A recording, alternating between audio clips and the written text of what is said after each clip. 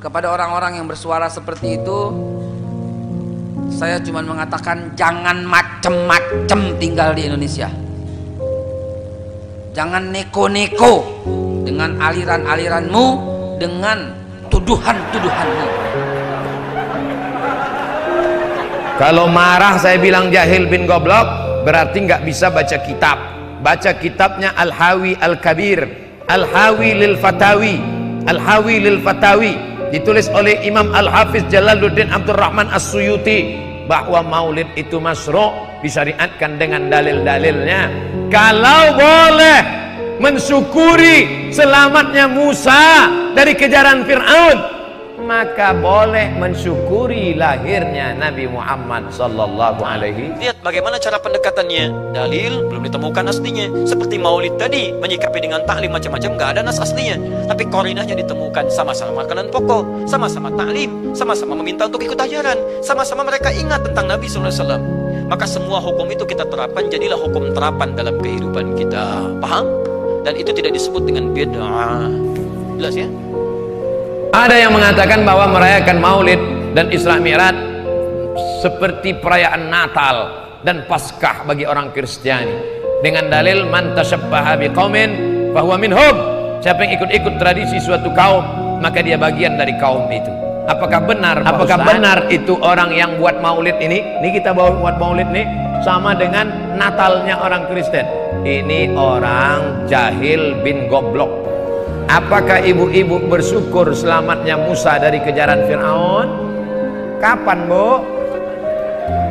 10 Muharram. 10 Muharram kemarin Ibu puasa kan? Iya, Ustaz. 10 Muharram kemarin Ibu puasa. Pas ditanya kenapa Ibu puasa 10 Muharram Asyura, karena mensyukuri nikmat lahirnya, selamatnya Musa dari kejaran Fir'aun. Fir'aun tenggelam di Laut Merah, maka kita pun bersyukur atas selamatnya kelahiran Nabi Muhammad sallallahu alaihi. Wa dzakirhum bi ayyamillah. Ingatkan mereka dengan nikmat-nikmat Allah. Ingatkan tentang nikmat jagung di Donggala. Ingatkan tentang nikmat jagung di Gorontalo. Ingatkan tentang nikmat sehat di Sulawesi. Ingatkan tentang nikmat merdeka di Republik Indonesia. Tapi ada nikmat terbesar. Apa itu? Nikmat datangnya Sayyidina wa Maulana Muhammad sallallahu alaihi wasallam. Ini orang tidak belajar. Jangan ada lagi wacana yang menyebutkan maulid itu kita bukan representatif daripada cinta Nabi SAW. Kepada orang-orang yang bersuara seperti itu, saya cuma mengatakan jangan macem-macem tinggal di Indonesia. Jangan neko-neko dengan aliran-aliranmu, dengan tuduhan-tuduhanmu. Keliling dulu seluruh dunia baru ngomong seperti itu. Keliling dulu. Bukan saya sok tahu, bukan saya sombong, dengan puluhan negara yang pernah saya kunjungi. Keliling dulu baru ngomong seperti itu.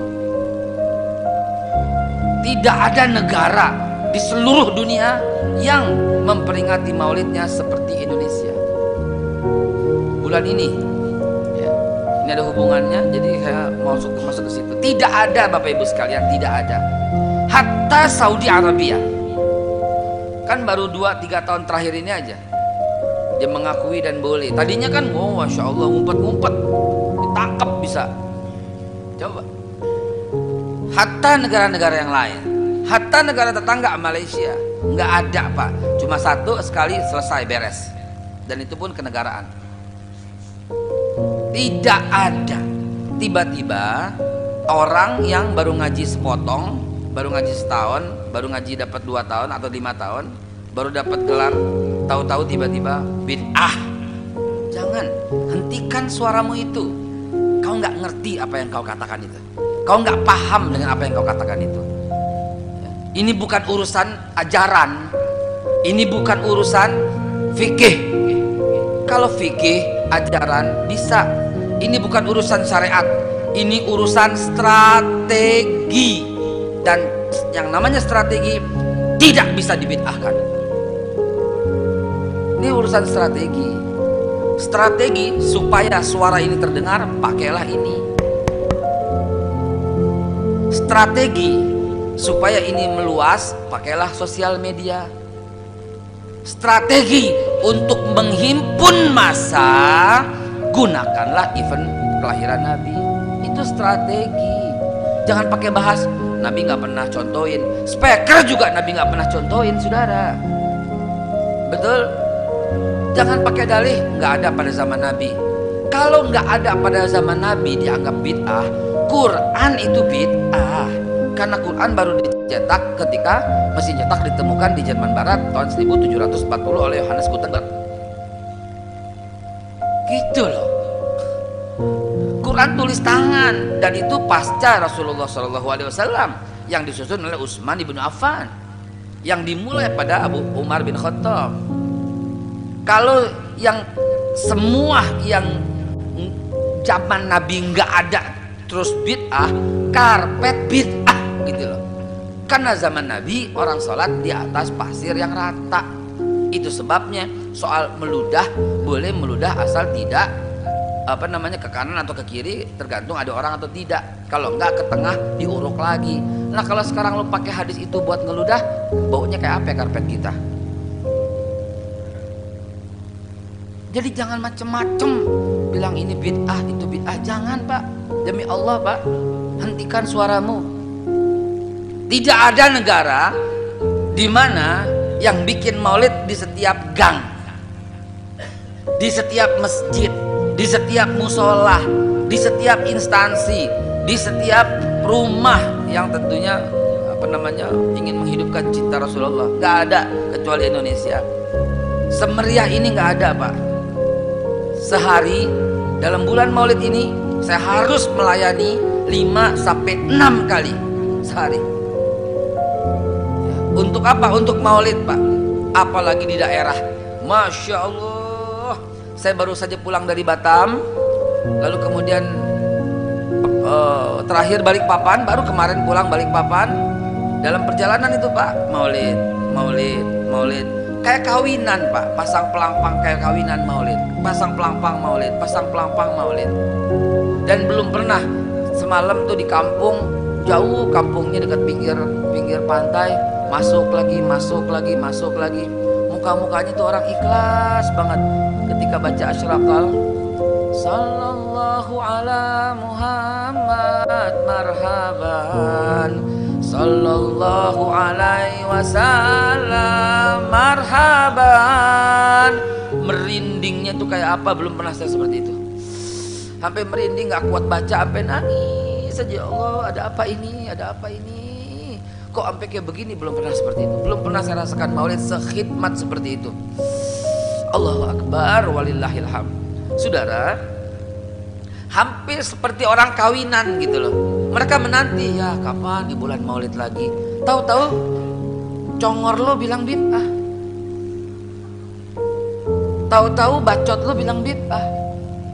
Dan kullu bid'atun dolalah, pakai hadis wa kullu dolalatun finnar. Tahu-tahu lo bilang bid'ah, dan yang setiap bid'ah itu masuk neraka. Sementara dia lagi cinta Nabi, ternangis-nangis, sehingga dia lagi rindu Rasulullah, ternangis-nangis. Lalu dia ingin menghidupkan sunnah Rasulullah sampai ternangis-nangis. Tiba-tiba lu sumpahin masuk neraka. Ya Allah ya Rabb. Inna lillahi wa inna ilaihi raji'un. Hentikan. Kalau tidak, insya Allah kau yang binasa. Hentikan. Tidak ada Pak, negeri seperti ini nggak ada. Brunei sekali udah beres, Singapura boro-boro gitu kan. Yang lain negeri-negeri Islam, Yaman nggak begitu juga. Yaman beberapa ya. Coba, tidak ada seperti Indonesia, tiap gang, tiap instansi, tiap rumah sakit, kecuali rumah sakit Cina Kristen. Tiap rumah sakit bikin, coba lihat. Saya kan diundang. Rumah sakit Harapan kita bikin maulid. Rumah sakit Darmais bikin maulid. Rumah sakit bikin maulid. Rumah sakit haji apalagi. Ya Allah ya Rabb. Rumah sakit aja bikin maulid. Nenek saya jangan ditanya, tiap malam Jumat maulid. Orang cuma sekali, dia 52 kali setahun. Rumah saya alhamdulillah karena kesibukan tapi masih sempat setiap bulan 2 kali bikin maulid. Mau bulan maulid kek, mau bulan apa kek, masa bodoh. Yang penting setiap malam Jumat, kedua dan keempat bikin maulid di rumah kami. Zikir, tafadhol, silahkan datang semua. Ya, silahkan datang semua. Dengan catatan kalau muat ya, kalau nggak muat lu pulang lagi gitu ya. Nah, sekarang bagaimana para sahabat menyikapi kelahiran Nabi sallallahu alaihi wasallam, kedatangan Nabi sallallahu alaihi wasallam, dan menyikapi keberadaan Nabi sallallahu alaihi wasallam? Bukan cuma lahirnya, tapi setiap kedatangannya. Nabi datang dari Madinah, dari Mekah ke Madinah disambut oleh para sahabat yang ada di sana. Nabi datang dengan perang Tabuk, dari perang Tabuk disambut oleh para sahabat di sana. Tala al-badru alaina min thaniyatil wada'i wajib syukru alaina madalillahi da'i. Masya Allah, disambut dengan madid. Bukti kesenangan mereka kepada Nabi sallallahu alaihi wasallam. Ada yang memuji Nabi sallallahu alaihi wasallam seperti Hasan bin Thabit, buat puisi-puisi memuji Nabi. Seperti Zuhair bin Abi Salma, tadinya musuh Nabi, begitu masuk Islam memuji Nabi sallallahu alaihi wasallam. Ada yang lagi kemudian menghormati Nabi dengan kedatangannya, dengan mengikuti Nabi kemanapun. Nabi mencontohkan, amalkan. Nabi mengajarkan, ikuti. Masya Allah. Begitu Nabi meninggal, diabadikanlah kemudian nilai-nilai penghormatan itu. Ada yang menulis sejarah tentang Nabi, ada yang menulis pujian kepada Nabi dalam bentuk sholawat, ada yang menulis tentang amalan-amalan Nabi, ada yang menulis tentang pengajaran-pengajaran Nabi. Dikumpulkan dan sampailah itu kemudian kepada kita semuanya. Dan itulah cara terbaik menyikapi tentang maulud dan maulid. Apa cara terbaiknya? Keluarkan ayat-ayat Qur'annya. 1. Quran surah ke-33 ayat 21-nya. Laqad kana lakum fi Rasulillahi uswatun hasanah. Sungguh ada pada diri Nabi sallallahu alaihi wasallam suri teladan terbaik untuk kita. Maka jika antum misalnya hadir momentum kelahiran Nabi sallallahu alaihi wasallam, maaf, biasanya kalau ada momentum-momentum tertentu orang bersemangat untuk mengingatnya. Silahkan cek. Hari pahlawan, ingat para pahlawan. Hari pahlawan berakhir, tidak ingat lagi. Hari kemerdekaan, ingat sampai pinang dipanjat-panjat. Ya, begitu dipanjat, kenapa panjat pinang? Masya Allah, menghormati pahlawan. Hari pahlawan sampai naik panjat pinang. Luar biasa. Ada yang tarik tambang, ya, menghadirkan energi para pahlawan. Antum bisa bayangkan, momentumnya ada. Begitu hilang itu semua, tiba-tiba hilang lagi kemudian ingatan kita. Artinya, selalu ada momentum untuk mengajak kita mengingat sesuatu. Begitu Ramadan, ingat lagi amalan. Hilang Ramadan, hilang lagi kemudian amalan. Nah, jadi apa yang terbaik dihadirkan? Ketika ada momentum itu, maka para ulama kemudian mencoba untuk menampilkan nilai-nilai tadi untuk mengembalikan kita pada tuntunan Nabi sallallahu alaihi wasallam. Maka ditulislah kemudian sirah-sirah Nabi, disampaikan untuk mengenalkan Nabi Muhammad sallallahu alaihi wasallam. Mumpung mereka ingat, disampaikanlah pengajaran-pengajaran tentang Nabi, disampaikan ada pujian-pujian salawat kepada Nabi. Kalau yang dimaksudkan tentang nilai-nilai ini, maka dari dulu sudah ada. Sudah ada. Dan yang sudah ada ini tidak dibatasi dengan waktu. Bukan muncul Rabiul Awal saja.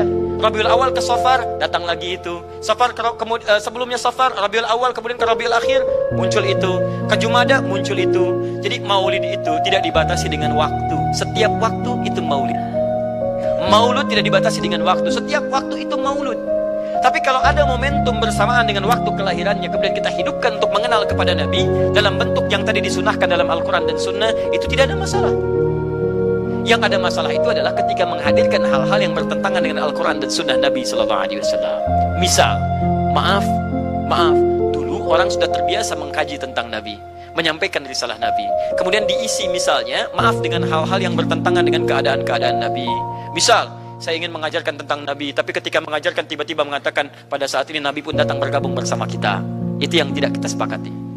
Jelas ya?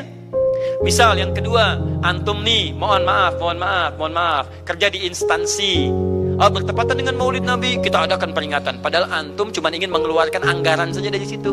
Itu bid'ah. Bid'ah. Mengeluarkan anggaran, sekedar hanya ingin dapat anggaran untuk dalam momentum Maulid Nabi, itu yang bid'ah. Maulid bukan makan-makan. Jadi kalau antum mengadakan Maulid Nabi hanya sekedar untuk makan-makan, itu yang bid'ah. Tapi kalau antum ingin belajar menghadirkan momentum itu untuk mengisi ta'lim, sama aja dengan ta'lim kita sekarang. Apakah ada hadis Nabi mengatakan ta'lim khusus di hari Ahad jam 8 pagi sampai jam 10? Tidak ada. Di ta'lim kita bid'ah ini. Jadi kalau antum pahami setiap yang tidak ada contohnya itu bid'ah, Masya Allah, maka akan ada banyak bid'ah dalam kehidupan. Mushaf itu bid'ah, karena nggak ada contohnya zaman Nabi Sallallahu Alaihi Wasallam. Antum dari ujung kepala sampai ujung kaki itu bid'ah, karena antum tidak ada di zaman Nabi Sallallahu Alaihi Wasallam. Ya, jadi jangan langsung menilai bahwa setiap maulid itu bid'ah. Bukan. Kalau momentum itu ingin diisi dengan ta'lim, ingin memperkenalkan Nabi, ingin mengajarkan syariat-syariat Islam, maka itu tidak ada masalah. Itu mengamalkan petunjuk-petunjuk ayat, bukan mengkhususkan di waktu itu, bukan. Karena ta'lim itu dibuka di setiap waktu. tapi menjadikan waktu itu untuk momentum, karena setiap orang sedang ingat Nabi pada saat itu. Das ya, kapan lagi kita mendapati orang ingat Nabi? Maka ajarkan itu dan pesankan pada saat itu. Teman-teman, jangan cuma pada waktu ini ya, setiap waktu kita amalkan ingatan kita kepada Nabi sallallahu alaihi wasallam. Makanya saya kalau diundang, Ustadz ada maulid Nabi, saya datang untuk ceramah, untuk menyampaikan pesan-pesan terkait dengan Nabi sallallahu alaihi wasallam.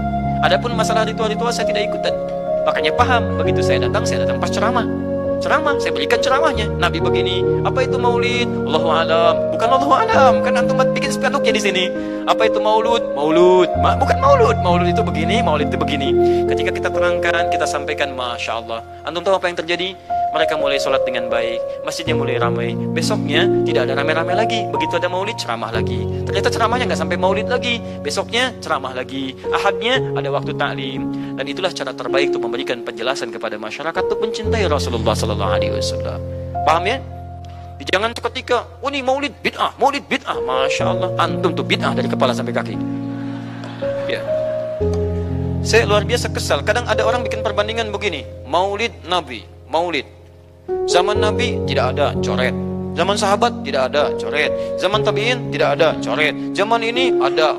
Lalu diserupakan yang ikut-ikut ke sini. Antum kalau mengamalkan hukum seperti ini fatal. Zakat pakai beras. Zaman Nabi coret, zaman sahabat coret, ya, zaman tabi'in coret, zaman ulama coret, zaman antum ada bid'ah antum.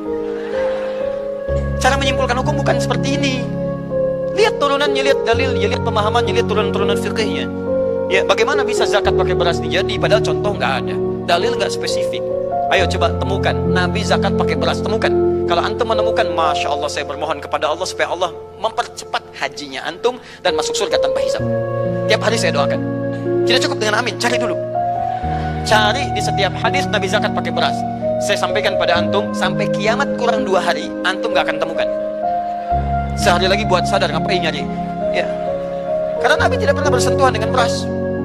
Silakan cari di kitab hadis palsu pun, sepalsu-palsunya nggak akan ditemukan. Capek pemalsu hadis mengarang hadis palsu tentang itu. Nggak akan didengar, nggak akan dilihat. Kenapa? Karena tidak ada. Nah, kata Muawiyah, hadza irqun, itu makanan pokok. Nabi zakat pakai kurma, pakai gandum. Ya, lihat, karena itu makanan pokoknya. Makanya setiap makanan pokok yang digunakan, kata para ulama, mendekati kaidah usul fikihnya. Lihat, kaidah usul fikih diambil di sini.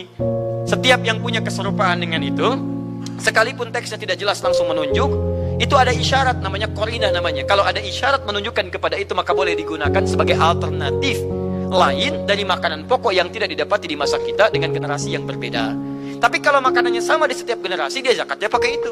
Makanya orang Arab sampai sekarang pakai kurma, ada yang pakai gandum. Kita makanan pokoknya bukan itu. Antum makanan pokoknya apa? Beras, masya Allah, beras. Baik pemirsa, beras itu makanan pokok bagi hewan yang bertembolok, ya. Ayam, bebek itu beras. Baik, makanan kita nasi. Dan nasi bersumber dari beras. Baik, nasi bersumber dari beras. Jadi kalau kita ingin zakat pakai beras, boleh tidak? Tidak. Alhamdulillah. Tapi kalau yang rame-rame tadi, yang tidak jelas, ya, hanya menghabiskan anggaran, makan-makan tidak karuan, meyakini ini itu dan sebagainya, saya tidak sepakat dengan itu. Saya tidak sepakat. Allah Ta'ala alam bissawab.